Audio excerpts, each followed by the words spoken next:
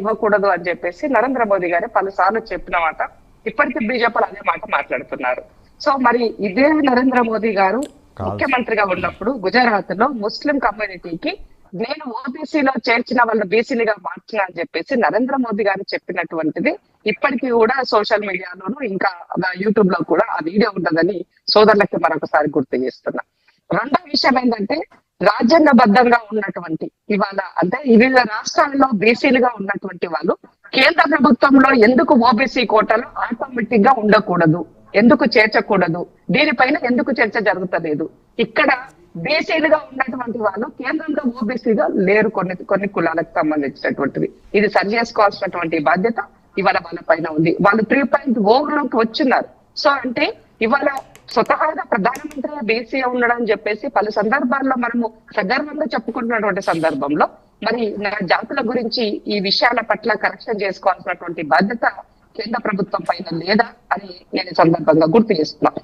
అట్లాగే ఇవాళ BC commission సంబంధించినటువంటి దాంట్లో రాష్ట్రాల్లో ఉన్నటువంటి వివిధ జాబితాలు అయ్యిండొచ్చు. ఇవాళ ఇక్కడ ఉన్నటువంటి నాకు ఒక మాట చెప్పినామన్నా, మేము 27 మంది కేంద్ర మంత్రులను ఇచ్చినాము అని చెప్పేసి. సో నా సంఖ్య 71. ఈ దేశంలో నా వాటా 50%, కానీ నాకు వచ్చింది 27%. అక్కడ కూడా తృప్తి పడే పరిస్థితిలో మనం ఉన్నాం. అంటే ఇది కూడా ప్రధానమంత్రిగా ఉన్నారు బీసీ కాబట్టి చేయాల్సినటువంటి బాధ్యత ఉండేది. బట్ ఇక్కడ కూడా జరిగినటువంటి సిచ్యువేషన్. సో ఇక్కడ రాజకీయాలకి సంబంధించి వచ్చినప్పుడు, అధికారికంగా సంబంధించి వచ్చినప్పుడు ఎవరికి వాళ్ళకి చేయాల్సినటువంటి నేపథ్యంలో చేసినారన్నది చెప్పాల్సినటువంటి ఆ ఉద్దేశంతో నేను ఇదంతా కూడా చెప్పడం జరిగింది. ఇక కేసీఆర్ గారికి వచ్చినట్లయితే 2014లో తొలగించినటువంటి 20 లక్షల జనాభాల జీవితాలను అతలాకుతలం చేసి కింద మీద వేసినటువంటి కేసీఆర్ గారు క్షమించరానటువంటి ద్రోహం ఈ జాతులకు చేస్తారు. సో ఇవాళ దాన్ని సరిచేయడం కోసం ఇవాళ కాంగ్రెస్ పార్టీ ఒక ప్రక్రియ మొదలు పెట్టింది. సో ఇవాళ 105 ఏదైతే అమెండ్మెంట్ ఉందో దాని ప్రకారంగా అడిషన్ చేసుకోవచ్చు అని చెప్పేసి సోదరులు చెప్తున్నారు. సో అలా మీరు 10 సంవత్సరాల అధికారంలో ఉన్నప్పుడు కేసీఆర్ గారితో 10 సంవత్సరాలు కంటిన్యూగా మీరు వాళ్ళతో సఖ్యతలోనే ఉన్నారు, మరి మీరు ఎందుకు ఈ విషయాన్ని చేయించలేకపోయినారు అని అడుగుతున్నాను నేను. సో గ్రేటర్ హైదరాబాద్ ఎలక్షన్ సందర్భంలో కేటీఆర్ గారు ఓపెన్ గా నేను ఆ శివారు ప్రాంతంలో ఏదైతే మన కూకట్పల్లి అయిండొచ్చు, అలాగే షేర్లింగంపల్లి అయిండొచ్చు, తర్వాత రాజనగర్ ఏరియా అయిండొచ్చు, ఈ పరిధిలో ఎక్కువగా అత్యధికంగా ఈ కమ్యూనిటీకి సంబంధించినటువంటి నా చెట్టిబలిజ గాని, కొప్పల వెలుమ గాని, ఇవాళ కలింగలు గాని, తూర్పు కాపులు గాని, ఈ కమ్యూనిటీస్ అంతా కూడా వాళ్ళ బతుకుదెరువు కోసం ఆ ఏరియాలో సెటిల్ అయినటువంటి వాళ్ళు ఉన్నారు. వాళ్ళని ఓటు బ్యాంక్ గా చూసి ఓట్ల కోసము ఆ సందర్భంలో ఎక్కడ ఇన్ఫ్లుయెన్స్ చేసి ఈ ఓటుకు దెబ్బ తగులుతుందో అన్న ఉద్దేశంతో ఆ రోజు కేటీఆర్ గారు ఓపెన్ గా ఎలక్షన్ సమయం ఉన్నది, ఇప్పుడు నేను చెయ్యలేను, నాయన ఒప్పిస్తా, ఎలక్షన్ అయిపోగానే చేర్పిస్తా అని చాలా ఉత్తమ కుమారుడు లెక్క ప్రగల్భ మాటలు మాట్లాడిన తప్ప అది ఎక్కడ కూడా అతను చేయలేని విస్మరించారు. తర్వాత ఎవరు కలిసి మాట్లాడినా కూడా కనీసం దాని గురించి ఆయన పట్టించుకున్నటువంటి దాఖలాలు లేవు. నాలాంటిదైతే నేను గవర్నర్ గారిని కలిశాను, తర్వాత పార్టీకి సంబంధించినటువంటి ఆ రోజు ఉన్నటువంటి వివిధ వేదికల్లో కూడా నేను నా యొక్క గొంతు నా సందర్భంగా వినిపించినాను.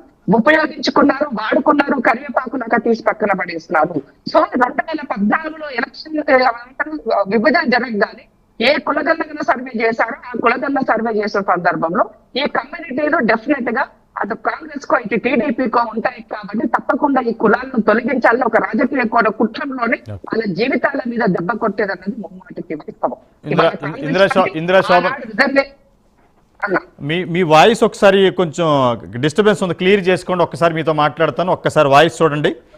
ఒక్కసారి కాలర్ ఉన్నారు, మాట్లాడి మీతో మళ్ళీ మాట్లాడతాను. తిరుపతి గారు నమస్కారం అండి. నమస్కారం సార్. నమస్కారం, చెప్పండి. ఇందిరా శోభన్ మేడం గారితో ఒక మాట మాట్లాడాలనుకున్నాను సార్. ఇందిరా శోభన్ గారితో మాట్లాడాలా? చెప్పండి madam. Good morning madam. Good morning అన్న. చెప్పండి మేడం. ఇందిరా శోభన్ మేడం. అన్న మార్నింగ్ అని చెప్పండి, వినబడుతుంది.